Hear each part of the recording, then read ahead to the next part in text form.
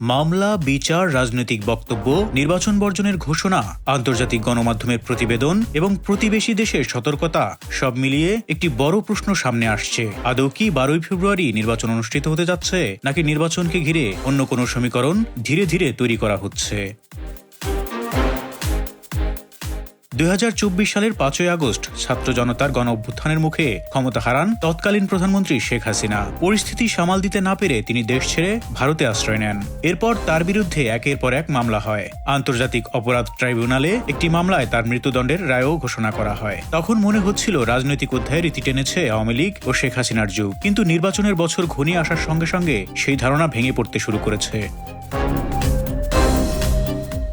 যেসব মামলাকে একসময় গুরুতর অপরাধের প্রমাণ হিসেবে তুলে ধরা হয়েছিল, সেগুলোর একটির পর একটির ভিত্তি প্রশ্নবিদ্ধ হচ্ছে।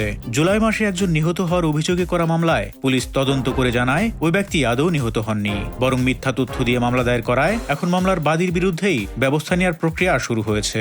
এরপর জুলাই আন্দোলনে আহত এক ব্যক্তির পক্ষে করা আরেকটি মামলায় পুলিশ সেই আহত ব্যক্তিকে খুঁজে পায়নি।